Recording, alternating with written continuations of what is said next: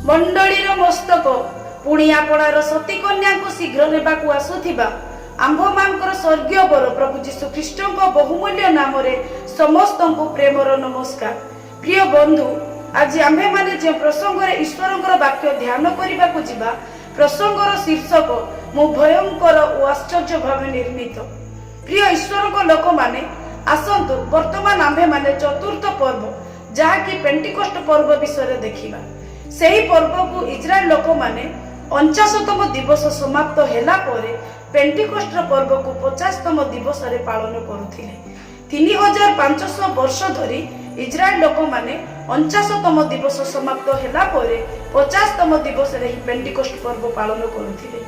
प्रिय ईश्वरकर लोक माने स्वर्गर परमेश्वर पेंटिकोस्ट पर्व विषय एही परि कहंती। इजराइल लोक माने पेंटिकोस्ट पर्व को एथिपाई पालन करुथिले जेउ दिन से माने मिस्र देशरु बाहरिबे सेथिपाई से माने सेही रात्र गोटे निखुंत निर्दाग दोष रहित एक मेष को बोध करी निस्तार पर्व पालन करी मिस्र देशरु बाहरी 50तम दिवस रे सिनाई पर्वत निकट रे पहुंचीथिले। सेही दिन ही स्वर्गर परमेश्वर मूसा को व्यवस्था प्रदान करिथिले। एही 50तम दिवस को एथिपाई 3500 वर्ष धरी इजराइल लोक माने पेंटिकोस्ट पर्व रूपे पालन करी आसुथिले। प्रिय मंडली, आम्भे माने जानु जे निस्तार पर्वर 49तम दिवस समाप्त परे 50तम दिवस रे ही इजराइल लोक माने पेंटिकोस्ट पर्व पालन करुथिले। प्रिय ईश्वरक लोक माने आपण जानि आश्चर्य हेबे। प्रसूति वैज्ञानिक माने एपरि कहंती जणे गर्भवती स्त्री प्रथम मासर 14 तारिख रे ही गर्भ धारण करिथाय। से गर्भवती स्त्री पाई एही 50 गोटी दिन अति गुरुत्वपूर्ण समय अटे। एही 50 गोटी दिन मध्य कौनसी व्यक्ति कही पारिबो नाही गर्भवती स्त्री रो गर्भाशय भितरे जे अंडाटी थाए ताहा मनुष्यर अंडा ना आउ किछि। एही 50 गोटी दिन रे ही गर्भवती स्त्री रो गर्भाशय भितरे जे अंडाटी अछि ता मनुष्यर आकार नै थाए। एहा सेही नियम अनुसार होई थाए जेपरि 50तम दिवस रे ही इजराइल लोक माने पेंटिकोस्ट पर्व पालन करुथिले। से 50तम दिवस रे ही स्वर्गर परमेश्वर इजराइल लोक मान को सिनाई पर्वत रे व्यवस्था देइथिले। व्यवस्था मिलिबा पूर्वरु इजराइल लोक माने अन्य मनुष्य मानक परि एही पृथ्वी रे बंचुथिले। ईश्वर जेतेबेले सेमान को व्यवस्था देले सेतेबेले सेमाने को भिन्न परिचय पाइले वो ईश्वरक निजस्व प्रजा है। प्रिय मंडली, जेपरि स्वर्गर परमेश्वर से 50 गोटी दिन रे ही इजराइल लोक मान को एक स्वतंत्र परिचय देइथिले, ठीक सेही परि गर्भवती स्त्री रो गर्भाशय रे जे अंडाटी अछि ताहा मनुष्यर आकार नै थाए। प्रिय मंडली, वर्तमान आम्भे माने पंचम पर्व अर्थात तुरीध्वनिर पर्व को देखिबा। स्वर्गर परमेश्वर जहाको पालन करिबा पाए इजराइल लोक मान को कहिथिले। इजराइल देश रे सप्तम मासर प्रथम दिन रे ही तुरी फुंका जाउथिला। जेतेबेले सेही तुरी फुंका जाउथिला इजराइल लोक माने सेही तुरी शब्दर सुनी अनुताप करी स्वर्गर परमेश्वर को निकट को फेरी आसुथिले। प्रिय मंडली, आपण जानि आश्चर्य हेबे जेपरि सप्तम मासर प्रथम दिन रे ईश्वर आज्ञा प्रदान करिथिले इजराइल लोक माने तुरी ध्वनिर पर्व पालन करंतु ओ सेही तुरीर शब्द सुनंतु।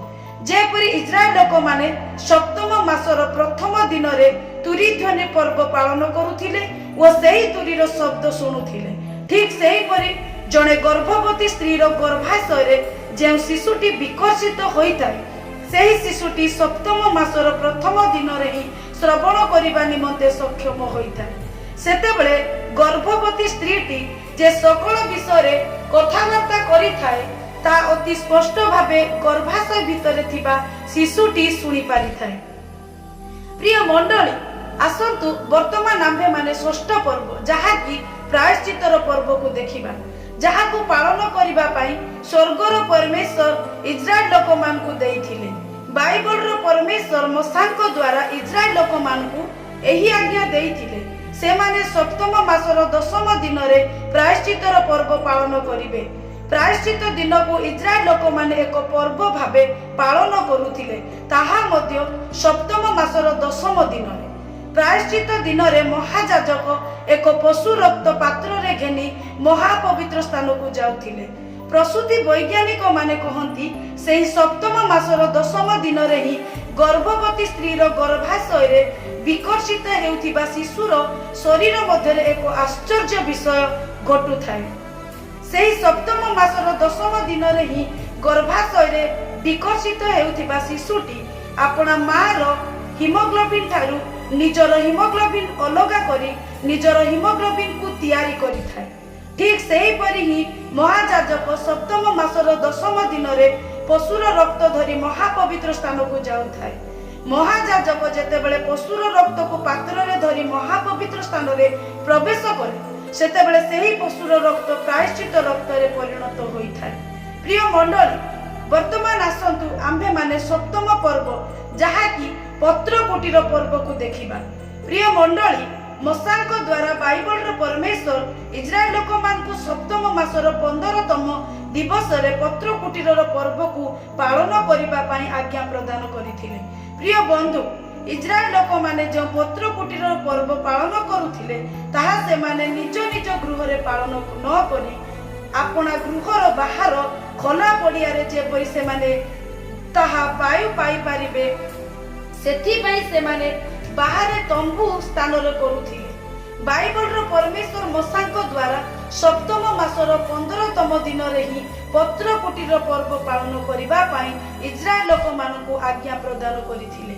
प्रिय मंडली, जदि आम्भे माने प्रसूति वैज्ञानिक मानक नियम अनुसार देखिबा तेबे गर्भवती स्त्री रो गर्भाशय रे जो शिशुटी विकसित होइताय सेही शिशुटी सप्तम मासर 15तम दिन रे ही फुसफुस द्वारा निश्वास प्रश्वास नेबा निमंते सक्षम होइथाय। प्रिय बंधु, गर्भवती स्त्री रो गर्भाशय रे जो शिशुटी विकसित होय अछि यद्यपि शिशुटी सप्तम मासर 15तम दिन रे जन्म हुए तेबे से मरिबो नाही किंतु सर्वाइव करि पारिबो। प्रभु एई अल्प चिंता धारा रे आंभ मानकु प्रचुर परिमाण रे कल्याण करंतु। आमेन।